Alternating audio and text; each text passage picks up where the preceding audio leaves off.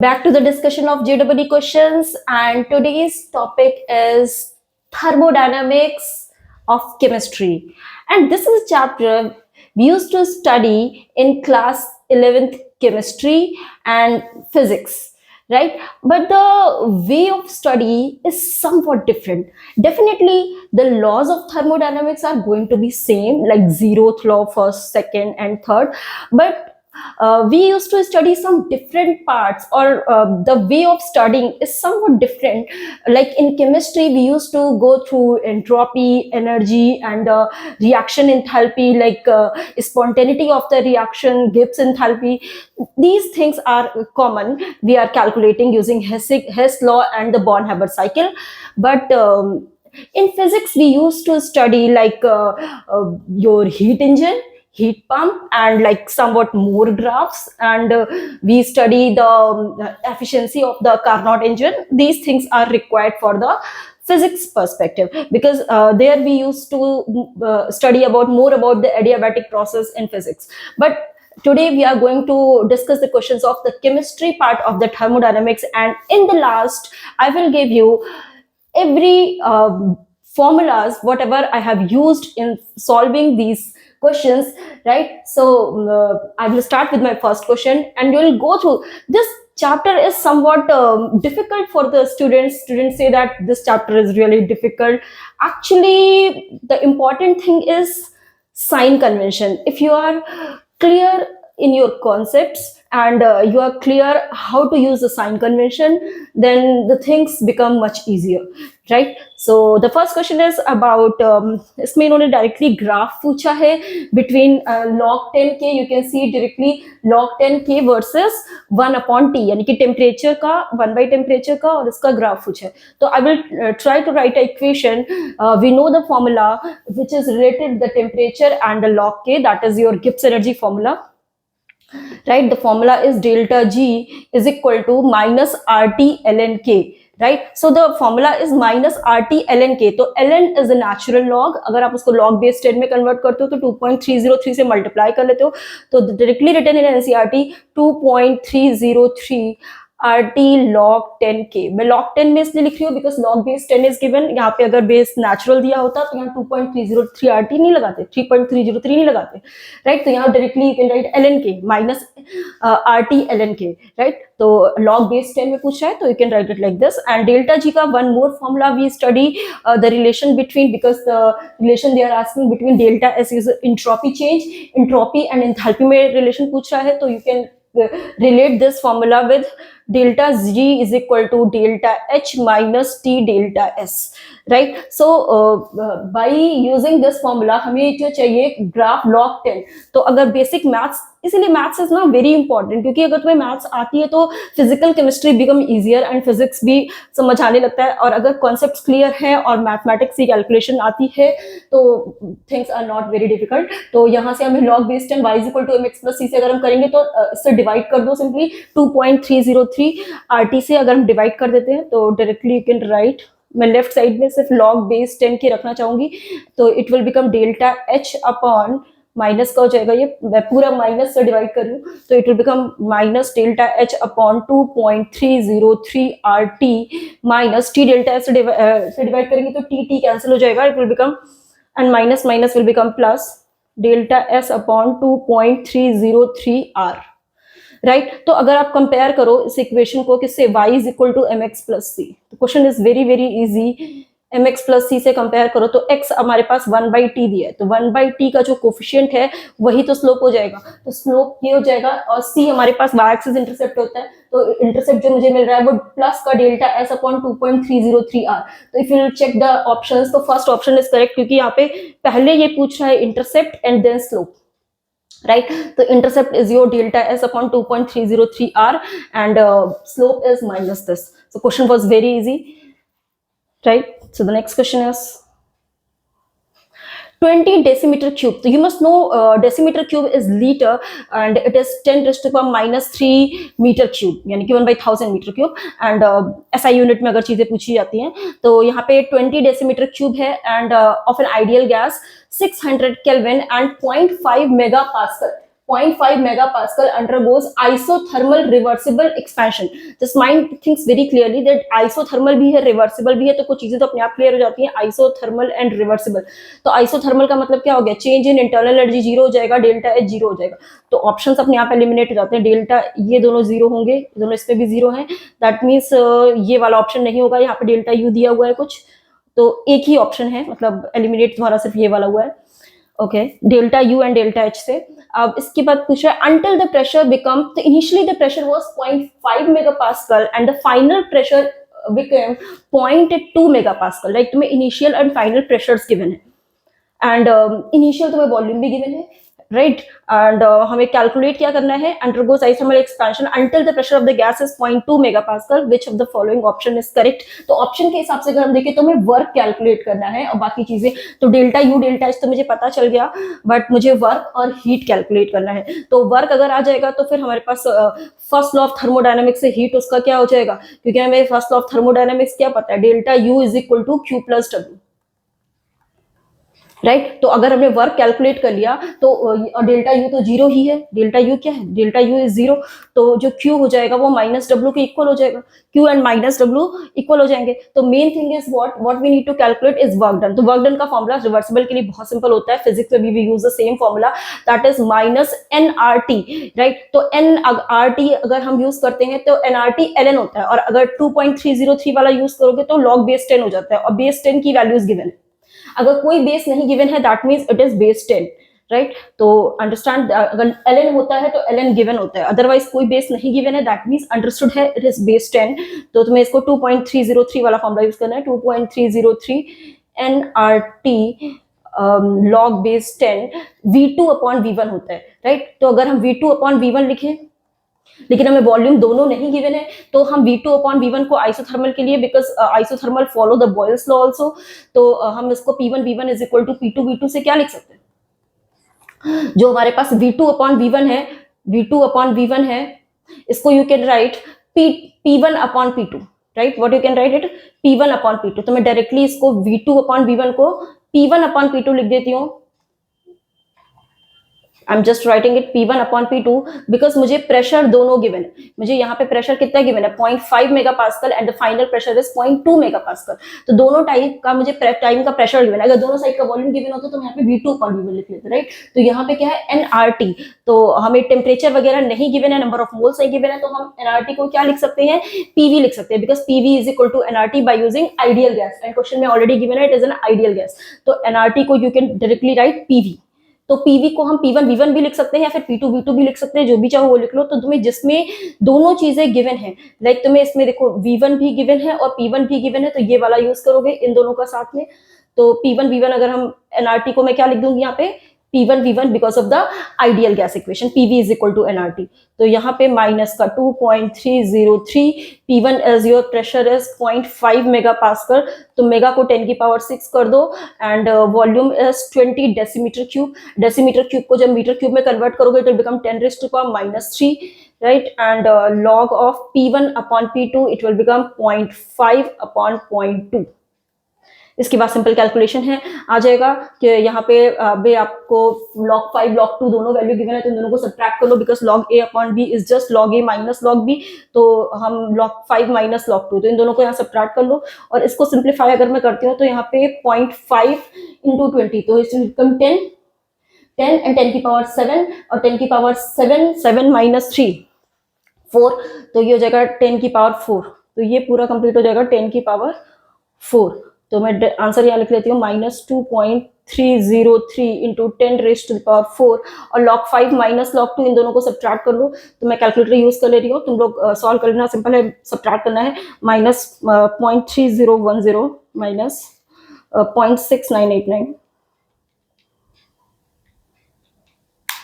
69.3979. तो जो ये log a अपॉन b है इसको फर्दर इससे 2.303 से मल्टीप्लाई कर देंगे. You will get 0.91. इसको 2.303 से मल्टीप्लाई कर देंगे, किसको? ये जो लॉग वाली सब्ट्रैक्शन वाली वैल्यू आई थी, तो ये वैल्यू आ रही है फाइनली मेरे पास 0.91 माइनस का 0.91, और 10 रेज़ टू पावर 4 मैंने यहाँ से निकाल लिया था. तो आंसर हो जाएगा हमारे पास 9.1 इंटू 10 क्यूब माइनस तो 10 क्यूब ये जूल में आएगा, क्योंकि मैंने all the things I have just used in SI units, right. तो answer will be in SI unit, that will be in joule. So 9.1 kilojoule work done, वो भी negative का, तो वर्क डन ए part हो जाएगा, because 9.1 kilo joule and Q उसका negative हो जाएगा। मैंने ऑलरेडी बता दिया था कि जो क्यू मतलब जो हीट होगा that will be minus of the work done, so answer will be A part. So you can see that the simple formula is use, same formula you will study in physics also, formula is going to be same, बस थोड़ा सा calculation का part था, बाकी simple था। Next question is the heat of atomisation of methane and ethane. तो आपको methane का जो एटमाइजेशन का हीट है that is x kilojoule per mole given है, एंड इथेन का that is y kilojoule per mole. तो longest wavelength of light capable of breaking the C bond. तो मीथेन में तो सारे CH बॉन्ड होते हैं, what is methane? CH4 is your methane, so all CH bond is there, no CC bond is there, and obviously they are asking the CC bond of ethane। तो longest wavelength capable of breaking CC bond, right. तो methane के लिए हमें energy जो given है atomisation की that is x. तो अगर मैं देखूं मीथेन में कितने बॉन्ड्स हैं, दैट इज 4 CH बॉन्ड, तो I can say 4 times energy of CH bond. तो 4 times energy of CH bond, ये कितना है x, इसको फर्स्ट इक्वेशन ले लो, राइट। तो क्योंकि मीथेन की मुझे x गिवन है, एंड इथेन में अगर हम देखेंगे तो इथेन इज C2H6, तो यहाँ पे 6 बॉन्ड होते हैं हमारे पास कार्बन हाइड्रोजन, एंड 1 बॉन्ड होता है CC, तो that means energy of CC bond plus 6 times energy of CH bond, जो ये वैल्यू है ये मुझे y गिवन है, क्वेश्चन में गिवन है, वो भी किलो जूल में गिवन है माइंड इट, राइट। तो ये चीजें मुझे किलो जूल में गिवन है। तो एनर्जी ऑफ CC बॉन्ड, तो CH बॉन्ड की अगर तुम यहाँ से निकालो तो CH बॉन्ड की जो वैल्यू आएगी वो x/4 हो जाएगी, क्या हो जाएगी, इट विल बिकम x/4। तो CH की जगह I can replace here x/4, तो एनर्जी ऑफ CC बॉन्ड मुझे मिल जाएगी, वही मुझे निकालनी थी। तो यहाँ हो जाएगा simply x/4 is equal to y, तो यहाँ से एनर्जी ऑफ CC बॉन्ड कितना आ जाएगा, y माइनस 6x/4। तो 6 4 में ये एलसीएम है, करने की रेडियस करने की जरूरत नहीं है, तो यहाँ से क्या आ जाएगा एलसीएम अगर मैं ले लूँ तो यहाँ से it will become 4 and will become 4y minus 6x, ये एनर्जी ऑफ CC बॉन्ड। लेकिन एनर्जी नहीं पूछ रहा है, they are asking about the wavelength. तो we all know that energy को हम क्या लिख सकते हैं, hc/λ। लेकिन एक बात ध्यान रखना, these values are given in kilo joule, and जब hc/λ पुट करोगे, आंसर पूछ रहा है SI यूनिट में, तो डेफिनेटली किलो जूल को यहाँ 1000 से जरूर मल्टीप्लाई कर लेना, तो it will become in joule. तो ये मैं यहाँ लिख दे रही हूँ, ये हमारे पास क्या आ जाएगा, जूल्स में आ जाएगा, और इसको हम hc/λ से इक्वेट कर सकते हैं। तो hc/λ मेरे पास 1 मोल के लिए होता है, राइट। यहाँ पे क्या दिया है, 1 मोल के लिए। अब लेकिन यहाँ पे 1 मोल में मतलब 1 एटम के लिए होता है hc/λ, तो 1 मोल बोल रहा है, सारी एनर्जीज पर मोल में गिवन है। तो यहाँ पे हमें पता है 1 मोल में एवोगैड्रो नंबर ऑफ एटम्स होते हैं, तो you will have to multiply hc/λ with Na। तो इसको बस बाई क्रॉस करके लैम्डा की वैल्यू कैलकुलेट कर लो, आंसर आ जाएगा, राइट। तो लैम्डा की वैल्यू यहाँ से अगर हम बाई क्रॉस करें तो क्या आएगा, NaHC, इसको मैं रिड्यूस कर दे रही हूँ, तो 4 यार एट 250, यानी कि लैम्डा की वैल्यू आ रही है NaHC upon 250 4y minus 6x, NaHC upon 250 4y minus 6x, तो फर्स्ट पार्ट आंसर है, right. NaHC upon 250 4y minus 6x। तो क्वेश्चन वाज रियली सिंपल, इसमें तुम्हें सारी वैल्यूज मीथेन वाली गिवन थी x और इसकी वाली y गिवन थी, तो ध्यान रखना कि ये सब किलो जूल में गिवन था, और hc/λ एटम के लिए है तो Na से मल्टीप्लाई करना पड़ेगा, करेक्ट।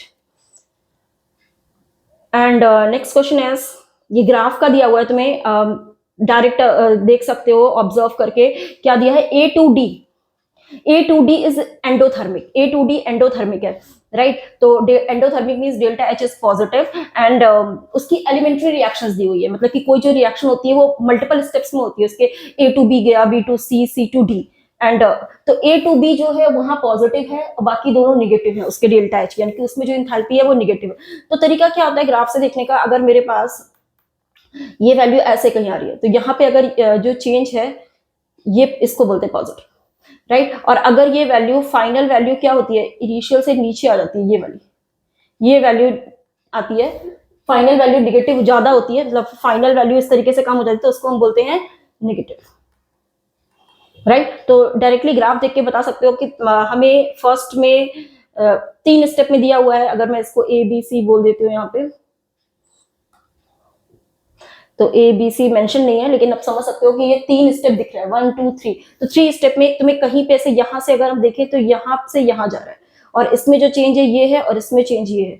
तो पहले वाले में चेंज जो आ रहा है दैट इज पॉजिटिव, और ये क्या है, नीचे चला गया, यानी कि ये वैल्यू आएगी नेगेटिव और फिर पॉजिटिव। तो ये वाला ऑप्शन तो नहीं होगा, राइट, क्योंकि हमें पॉजिटिव नेगेटिव नेगेटिव चाहिए। यहाँ पे ये ऊपर गया है वैल्यू तो ये पॉजिटिव है, ये डाउन आ गया तो ये नेगेटिव है, तो ये वाला पॉजिटिव है।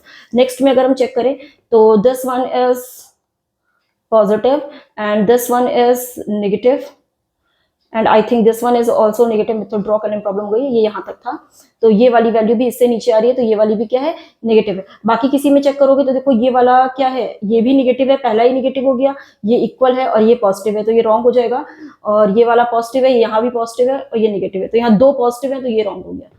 तो positive negative negative, so answer is B part, right. तो क्या समझे, जो फाइनल वैल्यू है वो उससे क्या होनी चाहिए, थोड़ा, अगर ये ऊपर होगी, ये इनिशियल है ये फाइनल है, अगर ये डिफरेंस हुआ तो वैल्यू क्या हो जाती है, पॉजिटिव, और अगर ये वैल्यू नीचे तक जाएगी तो ये वैल्यू क्या हो जाती है, नेगेटिव। तो तुम्हें एक ग्राफ दिया है, उसके through you will have to identify कौन सा ग्राफ है, तो बस एक बार देखते ही पता चल जाता है कि what will be the answer. And if I will just solve the next question.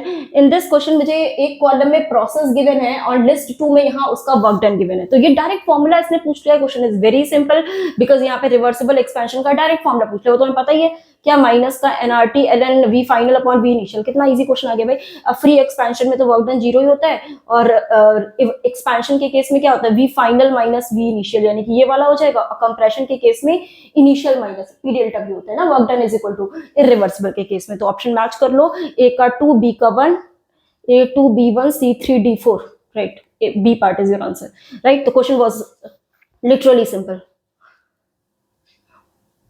ये क्वेश्चन भी देखो कितना इजी, सिर्फ साइन कन्वेंशन पे डायरेक्ट क्वेश्चन आया हुआ है ना। तो एक कप ऑफ वाटर है, it is placed in the microwave, जैसे घर पे भी रखते हो है ना, ओवन में रखा, and it is turned on for 1 minute and water begins to boil. तो वाटर क्या है, लिक्विड है, उससे गैस बनने लग गया, तो इंटरनल एनर्जी क्या होगी, ऑब्वियसली बढ़ेगी, और सिस्टम को हीट दे रहे हो, you are giving heat to the system. मैंने कई बार क्लास में समझाया कि जब भी आप हीट सिस्टम को देते हो तो क्यू पॉजिटिव हो जाता है, you are giving heat to the system, तो क्यू पॉजिटिव हो जाएगा। एंड डेफिनेटली जो डेल्टा यू होगा वो भी पॉजिटिव हो जाएगा, क्योंकि डेल्टा यू की जो वैल्यू होती है वो, हमारे पास वाटर लिक्विड है, वहां इंटरमोलिकुलर स्पेस कम है, वहां से क्या हो जाएगा, उसको एनर्जी मिलेगी तो वो स्टीम बनने लग जाएगा, क्या हो जाएगा, it will begin to boil, right. तो डेल्टा यू भी आपका क्या हो जाएगा, पॉजिटिव हो जाएगा, क्यू पॉजिटिव है, और जो वर्क डन होता है वो एक्सपेंशन का क्या होता है, नेगेटिव। तो क्यू पॉजिटिव, तो डी पार्ट दिख रहा है, simple question is simple direct. तो Q positive, delta U positive, and work done for the expansion is, expansion के लिए वर्क डन इज नेगेटिव। तो डायरेक्ट साइन कन्वेंशन पे क्वेश्चन पूछ लेते हैं। Next question is, this is I think from Haber cycle, yes. तो यहाँ पे ये दिया हुआ है, बॉर्न हेबर साइकिल से दिया हुआ है इन्होंने, enthalpy of sublimation of lithium is 155 kilojoule per mole. तो हर यूनिट को, डायमेंशन को ध्यान से पढ़ना होता है, जो डेटा गिवन है 155 किलो जूल पर मोल, ये मुझे सब्लिमेशन की गिवन है लिथियम की। And enthalpy of dissociation of fluorine की जो गिवन है दैट इज 150 फ्लोरीन का डिसोसिएशन है। आयनाइजेशन एंथैल्पी लिथियम की है, एंड फ्लोरीन की इलेक्ट्रॉन गेन एंथैल्पी है, फ्लोरीन इज डेफिनेटली इलेक्ट्रोनेगेटिव, उसमें इलेक्ट्रॉन गेन एंथैल्पी होती है। And standard enthalpy of formation भी गिवन है, तो magnitude of lattice enthalpy you need to calculate, right. तो डायरेक्ट मैं सिंपल इक्वेशन लिख देती हूँ पहले। तो लिथियम फ्लोराइड अगर है मेरे पास, तो LiF, तो LiF को अगर हम डायरेक्टली देखें, एंथैल्पी ऑफ फॉर्मेशन, राइट, तो ये क्या होता है, Li प्लस और F माइनस, राइट। तो पहली चीज तो क्या है कि अगर एंथैल्पी ऑफ फॉर्मेशन अगर मैं लिख रही हूँ, तो मेरे पास अगर मैं ऐसे लिखूं, चलो मैं मुझे लिथियम और फ्लोरीन सब्लिमेशन टाइप का गिवन है, तो ऐसे इक्वेशन को मत लिखो, इक्वेशन को तुम उसके बेसिक फॉर्म में लिखो जिस फॉर्म में वो गिवन है। लाइक लिथियम तुम्हें किस फॉर्म में, क्योंकि सब्लिमेशन एंथैल्पी गिवन है ना, तो लिथियम को सॉलिड लो स्टार्टिंग में, राइट। तो लिथियम को मैं सॉलिड ले लेती हूँ, और फ्लोरीन मेरे पास F2 होगा, क्योंकि हमको F2 का दिया हुआ है। तो अगर मैं इसको बैलेंस करूंगी तो ये हाफ ऑफ F2 ले लोगे तो F2 हो जाएगा, F हो जाएगा, और it will become LiF, right. तो ये मेरे पास सॉलिड में है। तो यहाँ जो लिथियम फ्लोराइड बनेगा उसकी फॉर्मेशन की कितनी एनर्जी है वो निकालनी है। तो अगर मुझे डायरेक्टली निकालनी है तो ये वैल्यू भी गिवन है, फॉर्मेशन की जो वैल्यू वो गिवन है, तो मुझे इसकी लैटिस एंथैल्पी निकालनी है, राइट तो किसी जो कंपाउंड होता है अगर वो सॉलिड स्टेट में होता है, एक लैटिस के फॉर्म में होता है, तो उसमें कितनी एनर्जी है। तो पहले इसकी इंडिविजुअल जो एनर्जीज गिवन है उसकी मैं साइकिल बना लेती हूँ। तो सब्लिमेशन एनर्जी से पहले ये क्या हो जाएगा, गैसियस में कन्वर्ट हो जाएगा, लिथियम गैस बन जाएगा। यहाँ पे मैं सब्लिमेशन एनर्जी लिख लेती हूँ, एनर्जी सब्लिमेशन, राइट। और फिर ये लिथियम में क्या करना पड़ेगा, आयनाइजेशन एनर्जी, क्योंकि लिथियम केटायन होता है तो ये अपना एक इलेक्ट्रॉन लूज करेगा तो ये लिथियम प्लस बन जाएगा। तो for this ionisation energy will be required. And F2 में तो क्या होता है, FF का खुद का बॉन्ड होगा, पहले ये बॉन्ड ब्रेक होगा क्योंकि सारी एनर्जीज पर मोल में गिवन है, तो ये हाफ है, तो यहाँ पे हाफ ऑफ इसका बॉन्ड डिसोसिएशन एंथैल्पी हो जाएगी। तो half of bond dissociation energy of fluorine use करेंगे तो ये सिंगल क्या बन जाएगा मेरे पास, F बन जाएगा, राइट। क्योंकि F2 था, F2 का हाफ करोगे तो ये F बन जाएगा। और F के बाद में इसमें इलेक्ट्रॉन गेन एंथैल्पी अगर हम यूज करेंगे तो ये इलेक्ट्रॉन को गेन करके F माइनस बन जाएगा। तो जब ये दोनों कंबाइन करेंगे तो यहाँ जो एनर्जी होती है that is your lattice enthalpy, जो तुम्हें कैलकुलेट करती है। तो तरीका क्या है कि इट इज पाथ इंडिपेंडेंट, तो चाहे डायरेक्टली ये वैल्यू हो चाहे इन सबका एडिशन हो, all is going to be same. तो डायरेक्टली इक्वेशन लिख सकते हो, क्या लिख सकते हो कि जो डेल्टा HF होगा that will be equal to the sum of individual energies, right। तो यहाँ पे कौन कौन सी एनर्जीज यूज हो रही हैं, एक तो हमारे पास सब्लिमेशन, तो मैं डायरेक्टली अगर डेटा ही लिख दूं, अच्छा लिख देती हूँ, चलो यहाँ पे sublimation energy plus ionisation energy plus half of bond dissociation लिख देती हूँ इसको, bond dissociation energy plus electron gain enthalpy plus U। इसके बाद सिंपल डेटा पुट करना है, डेल्टा H आपको पूरे का गिवन, फॉर्मेशन का कितना गिवन है, माइनस का 594, सब्लिमेशन एनर्जी इज गिवन, सब किलो जूल में है, कोई प्रॉब्लम नहीं है, तो यहाँ पे ये 155 गिवन है। एंड आयनाइजेशन एंथैल्पी इज 520 और bond dissociation of fluorine is 150, तो 150 का अपॉन 2 करोगे it will become 75 plus electron gain enthalpy of fluorine is -313। तो यहाँ पे मैं डायरेक्टली माइनस लिख देती हूँ, -313 प्लस U। तो U मुझे निकालना है, यहाँ से सिंप्लीफाई कर लेते हैं। तो यहाँ से ये वैल्यू क्या हो जाएगी, इसको पहले ऐड कर लो, ऐड करके माइनस का 313 करो और इधर जाकर के सिंप्लीफाई करके U निकालना है, राइट। तो मैं कैलकुलेटर यूज कर ली, तुम फटाफट यूज कर लेना। तो 155 plus 520 plus 75 minus 313, this will become 437। तो इट इज माइनस का 594 और minus 437 is equal to U, तो minus 594, this is 1031।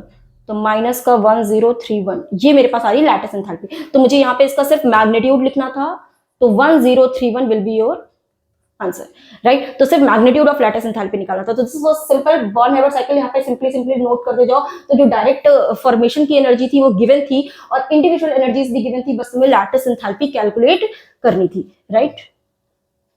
So the next question is,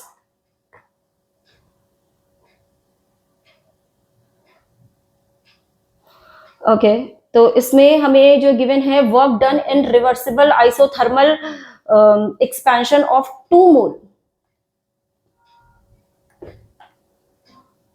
of 2 mole ideal gas from 2 decimeter cube to 20 decimeter। तो जब भी reversible expansion की बात कर रहा है और वर्क डन की बात कर रहा है, तो रिवर्सिबल में जो वर्क डन होता है उसका simple formula W is equal to क्या होता है, it is -2.303 nRT log of V2 upon V1। तो 20 से 20 है, 2 से 20, तो final volume is 20 V2 upon V1, तो 20/2 हो जाएगा। तो ये हो जाएगा log 10, ठीक। तो log 10 तो 1 होता है, इसीलिए मैंने बेस 10 में लिखा, तो log 10 1 हो जाएगा। तो सिंपली हमें nRT की वैल्यूज पुट करनी है, तो उसको पुट कर देते हैं, आ जाएगा आंसर। तो यहाँ से आंसर हो जाएगा मेरे पास W is equal to minus का 2.303 एंड नंबर ऑफ मोल्स कितना है, number of moles is 2 and R हमें पता है कि 8.31 होता है, 8.3 ले रही हूँ। And temperature is given, temperature is 300 के, तो टेम्परेचर को 300 ले लो एंड log 10 विल बी 1। तो बस इसको मल्टीप्लाई कर लो, तो ये जाएगा 600 और 600 into 8.3, 600 into 8.3 into 2.303, this is 11468 11,468.94। तो आंसर जो तुम्हें दिया वो किलो जूल में दिया, इसको किलो जूल में करोगे तो 1000 से डिवाइड करोगे तो 11.46 किलो जूल आए। तो 11.46 मतलब ये बी पार्ट हो जाएगा 11.5 kilo joule, right. So 11.5 will be the answer. And तो फर्स्ट वाला जो मैच हो रहा है ये आपका मैच हो जाएगा 11.5 से।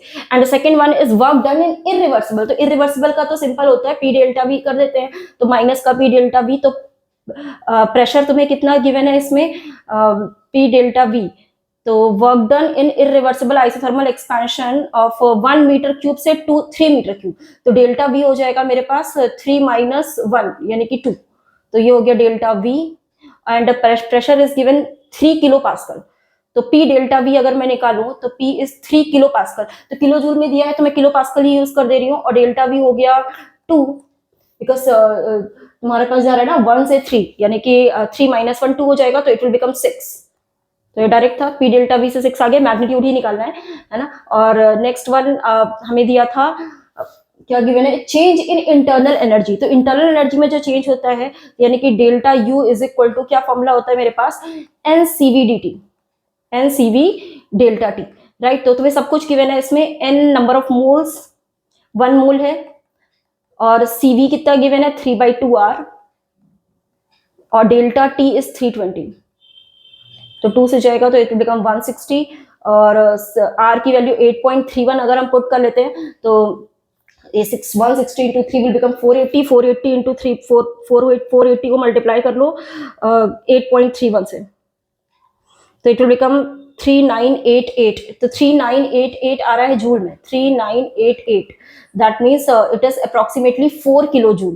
तो ये वाला 4 किलो जूल हो जाएगा, और ऑब्वियसली इसका निकालोगे तो 7 आ जाएगा। इसके लिए फॉर्मूला हो जाएगा मेरे पास एनसीपीडीटी, एनसीपी डेल्टा टी। जब हमें चेंज इन एंथैल्पी यानी कि जब डेल्टा एच निकालना होता है तो एनसीपीडीटी लगाते हैं, और अगर हमें इंटरनल एनर्जी लगानी होती है तो एनसीवीडीटी लगाते हैं, ठीक है। तो इसको डिटेल में तो पढ़ते हैं फॉर्मूला एनसीपीडीटी और एनसीवीडीटी, राइट। क्योंकि सीवी क्या है, हीट कैपेसिटी होती है कांस्टेंट वॉल्यूम के लिए। तो कांस्टेंट वॉल्यूम के लिए हम लोग इंटरनल एनर्जी निकालते हैं, इंटरनल एनर्जी चेंज, और कांस्टेंट प्रेशर के लिए एंथैल्पी चेंज लेते हैं। और सीपी माइनस सीवी आर होता है मेयर्स फॉर्मूला से, सारी चीजें तुम्हें पता होंगी। तो फिर मैच कर लेते हैं। हमारे पास ए का 2 है, वैसे एक ही से आंसर आ जाता है। देखो एक का 2 है, एंड सेकंड का 3, ए का 2 बी का 3, A2 B3, ए पार्ट आंसर है, राइट। तो क्वेश्चन वॉज अगेन सिंपल, एक से ही 1 2 कैलकुलेट करके ही आंसर आ जाता है, बाकी वेरिफिकेशन के लिए कर सकते हो। नेक्स्ट वन इज, इसमें हमें गिवन है फॉर्मेशन ऑफ मीथेन का, यानी कि जो इंथैल्पी चेंज है मीथेन के फॉर्मेशन का वो -x किलो जूल है, और enthalpy of sublimation of graphite given है। तो बात क्या है, यहाँ से मीथेन से ही क्वेश्चन को हम देख सकते हैं। क्वेश्चन में अगर आप ध्यान दो, यहाँ पे मीथेन दिया हुआ है, तो मीथेन क्या होता है, CH4, राइट। तो इसका हमें फॉर्मेशन दिया हुआ है मीथेन का, उसके लिए -x किलो जूल पर मोल है, और enthalpy of sublimation of graphite, the graphite is your carbon. तो मैं पहले इक्वेशन लिख देती हूँ, carbon plus hydrogen will give you methane. तो अगर हम इसको बैलेंस कर लें तो यहाँ पे 2 हो जाएगा, ठीक है। तो ये कार्बन सॉलिड फॉर्म में ग्रेफाइट ही होता है, इसका एलोट्रॉप होता है ग्रेफाइट, राइट। तो carbon plus hydrogen will give you methane. तो अगर हम इसमें ध्यान दें तो मुझे क्या दिया है, सब्लिमेशन की इंथैल्पी दी हुई है, और क्या फाइंड करना है मुझे, डिसोसिएशन की भी Z गिवन है। तो बॉन्ड इंथैल्पी आपको CH की चाहिए, राइट। और मुझे इसकी डिसोसिएशन की एंथैल्पी गिवन है और फॉर्मेशन की। तो ध्यान दो, यहाँ पे जो डेल्टा HF होता है, जो फॉर्मेशन की जो एंथैल्पी होती है वो एक तरीके से क्या होती है, इनपुट माइनस आउटपुट, ठीक। तो डेल्टा HF को अगर मैं लिखना चाहूँ तो इनपुट पे कितनी एनर्जी यूज कर रहे हो, इनपुट पे क्या एनर्जी यूज हो रही है, एक तो तुम्हारे पास सब्लिमेशन की एनर्जी यूज होगी, और एक तुम्हारे पास हाइड्रोजन के लिए बॉन्ड डिसोसिएशन एंथैल्पी यूज होगी, राइट। तो अगर हम ध्यान दें तो यहाँ पे एक तो मेरे पास रहेगी एंथैल्पी ऑफ सब्लिमेशन, तो मैं इसको एंथैल्पी ऑफ एनर्जी सब्लिमेशन लिख देती हूँ। एनर्जी सब्लिमेशन की चाहिए होगी, plus 2 times dissociation enthalpy of hydrogen चाहिए होगी, हाइड्रोजन की एनर्जी ऑफ डिसोसिएशन। और इसमें हम माइनस करते हैं किसको, कि जो हमारे पास प्रोडक्ट फॉर्म हुआ है वो मीथेन है, वहां पे कार्बन हाइड्रोजन की है, तो कार्बन हाइड्रोजन की बॉन्ड एंथैल्पी ही हमें कैलकुलेट करनी है। तो यहाँ पे कार्बन हाइड्रोजन के 4 बॉन्ड्स बनेंगे, तो यहाँ पे क्या आ जाएगा, 4 times energy of carbon hydrogen. तो एनर्जी ऑफ कार्बन हाइड्रोजन ही मुझे कैलकुलेट करनी, बाकी सब गिवन है, राइट। तो डेल्टा एच एफ फॉर्मेशन की इंथैल्पी कितनी गिवन है, दैट इज सब किलो जूल में गिवन है। ओके, तो सी डायरेक्टली पुट कर दो, तो ये वैल्यू जेड गिवन है, और सब्लिमेशन की गिवन है कितनी, सब्लिमेशन एनर्जी इज वाई, तो यहाँ पे लिख देती हूँ वाई प्लस 2 टाइम्स डेसोसिएशन, तो 2 टाइम्स डेसोसिएशन, डेसोसिएशन की एनर्जी कितनी है हमारे पास, डेसोसिएशन की है जेड, तो जाएगा 2 times Z minus 4 times energy of carbon hydrogen bond. तो अगर इसको सिंप्लीफाई करेंगे तो यहाँ से वैल्यू आएगी मेरे पास, ये वैल्यू माइनस एक्स थी, कौन सी वैल्यू, माइनस एक्स कुछ गिवन था, तो यहाँ पे ये जेड है और ये जेड नहीं था आई थिंक, अच्छा ओके, फॉर्मेशन का मुझे माइनस एक्स गिवन था। ओके, फॉर्मेशन की जो एनर्जी है that is given, that is minus x. Okay, तो इसको लेफ्ट ले जाओ और इसको राइट ले आओ, तो यहां से मैं ये इसको बस लेफ्ट राइट करना है, तो energy of C H bond जो मिलेगा वो तुम्हें मिलेगा, इसको बस लेफ्ट लाओ, तो ये मिलेगा X plus Y plus 2z upon 4, X plus Y plus 2z upon 4। तो बस ध्यान क्या रखना है कि जो मेरे पास इंथैल्पी ऑफ फॉर्मेशन होती है वो इनपुट पे, मतलब कि जो हमारे पास बॉन्ड को ब्रेक करने में जितनी एनर्जी रिक्वायर्ड है माइनस बॉन्ड जो फॉर्म हो गए उनकी एनर्जी का जो डिफरेंस होता है वही हमारी फॉर्मेशन की एनर्जी होती है। तो पहले जो बॉन्ड सारे ब्रेक हुए वो पहले सब्लिमेशन के यूज होंगे, यानी कि गैस में कन्वर्ट हुआ होगा, और फिर 2 यहाँ पे हाइड्रोजन का डिसोसिएशन हुआ है तो 2 टाइम्स दिस, और ये हमारे पास जो प्रोडक्ट की है यहाँ पे 4 कार्बन हाइड्रोजन बॉन्ड बन रहा है, तो ये 4 टाइम्स मैंने माइनस किया है, और ये वैल्यू ही फॉर्मेशन की इक्वल होगी। तो ये वैल्यू माइनस एक्स गिवन थी, ये वाई गिवन थी, ये जो वैल्यूज गिवन थी सी एच की आपको कैलकुलेट करनी थी, तो आंसर आ जाएगा x plus y plus 2z upon 4. So C part will be your correct answer, right? So question was again simple. And in this question, what is given? The 1 mole of A2B2 are taken in 1 liter closed flask allowed to establish a equilibrium, right. तो मुझे एक equation given है, यहाँ पे ये A2 में equation लिख देती हूँ, A2 plus B2 gives 2AB, तो यहाँ पे इक्विलिब्रियम आ गया, मुझे x की वैल्यू चाहिए यहाँ पे, और what I need to calculate, I need to calculate the value of x। तो यहाँ पे डेटा गिवन है, अगर ध्यान दोगे तो 500 केल्विन पे मुझे इंथैल्पी चेंज और इंट्रोपी चेंज गिवन है। तो इंथैल्पी चेंज इंट्रोपी चेंज में हमारे पास एक रिलेशन होता है गिब्स एनर्जी के टर्म में, राइट। तो गिब्स एनर्जी का जो फॉर्मूला होता है, मैं इधर लिख देती हूँ, गिब्स एनर्जी का फॉर्मूला पता होगा, है ना, दैट इज लॉग के टर्म में अगर हम ध्यान दें, देखो लॉग के हमें दिया हुआ है इसलिए यहीं से भी आइडिया लग जाएगा। डेल्टा जी की वैल्यू होती है हमारे पास माइनस का 2.303 RT लॉग के, राइट। तो डेल्टा जी यहां से निकाल लो, राइट। तो मुझे माइनस का ये यहाँ पे हो जाएगा 2 point, this is 2.303 minus 2.303 RT। तो R की वैल्यू आपको गिवन है 8.3, T temperature is 500, that is given 500, log K is also given, that is 2.2 RT log K। तो इसको मल्टीप्लाई कर लेंगे तो मुझे गिब्स एनर्जी चेंज मिल जाएगा, और अगर गिब्स एनर्जी चेंज मिल जाएगा तो गिब्स एनर्जी में और इंट्रोपी इंथैल्पी का रिलेशन हमें पता होता है, उसके through we can calculate x, correct. तो पहले मैं इसको मल्टीप्लाई कर लेती हूँ, यहां से आ जाएगा 2.303, इसको मल्टीप्लाई करो 2.303 into 8.3 into 500 into 2.2, this is 21026.39, right. तो लेकिन मुझे यहाँ पे सारी चीजें किसमें, किलो जूल में, देखो ये वाली वैल्यू ध्यान देना, ये किलो जूल में है और ये जूल में है, राइट। तो मैं इसको पहले किलो जूल में अगर कन्वर्ट करती हूँ तो 1000 से इसको हम डिवाइड करते हैं, ये माइनस में है, तो अगर इसको 1000 से डिवाइड करेंगे तो इट विल बिकम 21, तो minus 21.02 kilo joule per mole. तो ये मेरे पास वैल्यू मिलेगी किसकी, गिब्स एनर्जी चेंज की। तो गिब्स एनर्जी चेंज का जो मेरे पास दूसरा फॉर्मूला होता है वो क्या फॉर्मूला होता है, delta G is equal to delta H minus T delta S. तो T is temperature and delta S is the entropy change. तो एक काम करो, यहाँ से पहले जो इक्विलिब्रियम की इक्वेशन गिवन है और यहाँ जो डेटा टेबल में गिवन है, यहाँ से डेल्टा एच और डेल्टा एस निकाल लेते हैं, राइट। तो डेल्टा एच मेरे पास क्या आएगा, देखो आउटपुट हमारे पास ये है 2AB, राइट, और इनपुट है A2B2,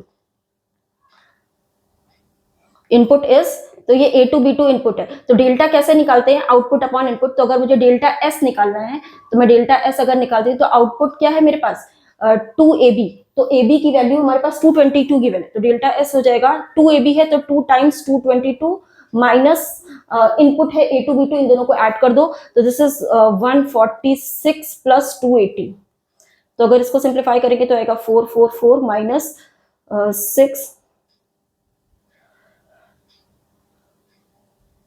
8 प्लस 4 12 2 आएगा, और ये आएगा तुम्हारे पास 224, तो 426, तो 426 इसमें से माइनस करेंगे तो ये आएगा 8, और ये 3 माइनस 2 आएगा 1, तो ये आ रहा है 18, लेकिन ये जूल में आ रहा है क्योंकि मैंने डेल्टा एस निकाला, delta S is given in joule, तो मुझे क्योंकि यहाँ पे टी डेल्टा एस चाहिए तो इसको टेम्परेचर से मल्टीप्लाई भी कर देती हूँ, तो ये हो जाएगा, मैं यहाँ कैलकुलेट कर देती हूँ टी डेल्टा एस, तो टेम्परेचर इज 500, तो 500 इंटू 18 5 90, तो ये आ रहा है 9000 joule, that means you can write it 9 kilo joule, तो 9 किलो जूल इसकी वैल्यू आ गई, टी डेल्टा एस की वैल्यू 9 आ गई। और डेल्टा जी मैंने ऑलरेडी निकाल रखा है, तो यहाँ निकाल लिया था, दैट इज माइनस 21.02, तो मैं एक साथ ही पुट कर दूंगी, तो पहले डेल्टा एच भी निकाल लेती हूँ, राइट, तो डेल्टा एच अगर मुझे निकालना है तो डेल्टा एच कैसे निकालोगे, डेल्टा एच भी हम ऐसे ही निकाल लेते हैं, लाइक कहाँ पे निकालो, स्पेस इधर निकाल लेती हूँ, तो डेल्टा एच अगर देखोगे तो डेल्टा एच मेरे पास क्या है, इसी से ही निकलेगा इक्विलिब्रियम से, 2 टाइम्स, देखो डेल्टा एच का जो टेबल दिया है ऑलरेडी किलो जूल में दिया है, तो ए बी हमारे पास आउटपुट है इसका 2 टाइम्स, और इन दोनों को ऐड कर दो, तो 2 टाइम्स 32 माइनस 6 प्लस एक्स, तो 2 times 32 is 64, 64 minus 6, 64 minus 6 is 58, तो 58 माइनस एक्स, ये हमारे पास आ गया, हमें एक्स चाहिए ना, तो मैं एक रिलेशन एस्टेब्लिश कर रही हूँ, उसके थ्रू हमारे पास कैलकुलेट करके एक्स आ जाएगा, तो बस इस सारी वैल्यूज को यहाँ पुट कर देंगे, तो डेल्टा जी में निकाल चुके हैं, that is minus 21.02, and delta H हमने निकाला है 58 माइनस एक्स, और टी डेल्टा एस मैंने निकाला था 9 किलो जूल, तो ये हो जाएगा माइनस 9, तो 58 माइनस 9, 58 माइनस 10 इज 48, 49 हो जाएगा ये, तो 49 माइनस एक्स इज माइनस 21.02, तो एक्स को इधर लाएंगे तो ये जाएगा 49 प्लस 49 इज अप्रोक्सीमेटली 50 ले लो, हाँ ठीक है 21 है तो 50 हो जाएगा, 50 प्लस 20 70.02 आ रहा है, तो 70.02, और नियरेस्ट इंटीजर में पूछ रहा था तो आंसर अपने आप ही क्या हो जाएगा 70, तो यहाँ ये क्वेश्चन थोड़ा ठीक कह सकते हो क्योंकि इसमें थोड़ा ज्यादा कैलकुलेशन था, ध्यान देना था कि इक्विलिब्रियम वाली चीज भी यूज करनी थी कि हमें वहां से डेल्टा एस निकालना था, फिर डेल्टा एच भी निकालना था, या डेल्टा एच निकाला है, और फिर ये जो सिंपल रिलेशन होता है डेल्टा जी और डी डेल्टा एस का जो टेबल था उसके थ्रू मैंने कैलकुलेट किया, तो इस टाइप का क्वेश्चन प्रैक्टिस कर लेना, right. And this one is the last question and this is very simple, सीधे डायरेक्टली ग्राफ का क्वेश्चन होता है, तो फिर अगर थोड़ा भी कॉन्सेप्ट्स क्लियर हो तो अपने आप ही देखते ही आंसर आ जाता है, राइट। तो इसमें क्या निकालना है मुझे, मैक्सिमम वर्क, तो सबको पता होता है कि जो मैक्सिमम वर्क होता है वो maximum area under the curve, PV graph का जो maximum area under the curve अगर हम देखें तो पहली चीज तो ये वाला आइसोकोरिक प्रोसेस है, वॉल्यूम यहाँ कांस्टेंट है तो इसमें तो वर्क डन 0 है, राइट। और इसमें अगर हम देखेंगे तो देखो ध्यान से ये वाला एरिया अंडर आ रहा है, इसमें इतना आ रहा है, और इसमें क्या आ रहा है, ये इसके नीचे पूरा एरिया, तो डेफिनेट सी बात है आंसर सी पार्ट हो गया, राइट। तो इसे देखते ही आ जाएगा कि ये सी पार्ट इसका आंसर है, maximum work done means maximum area under the curve, ये आपका एक्सपेंशन का ग्राफ है, और ये सब हमारे क्या है पूरे साइक्लिक ग्राफ है, right. So questions are completed, यहाँ पे मैंने फॉर्मूला लिख दिए हैं, कौन कौन से फॉर्मूले मैंने यूज किए हैं, राइट। तो मैंने डेल्टा जी का फॉर्मूला, ये बहुत इंपॉर्टेंट है गिब्स एनर्जी का, इसको एल की जगह जब लॉग बेस में इसको 2.303 से मल्टीप्लाई कर देना, ये P1 अपॉन P2 की जगह V2 अपॉन V1 भी करना होता है, ये आइसोथर्मल रिवर्सिबल के केस में इसका वर्क डन ऐसे निकालते हैं, और फर्स्ट लॉ ऑफ थर्मोडायनामिक्स पता ही होना चाहिए, और ये जो है सारी मैंने चीजें नोट कर ली है, एनसीबीडीटी और एनसीपीडीटी, राइट, तो ये पता होना चाहिए, ठीक है। तो I hope this video was helpful and I will see you in the next video, और ओके थैंक यू।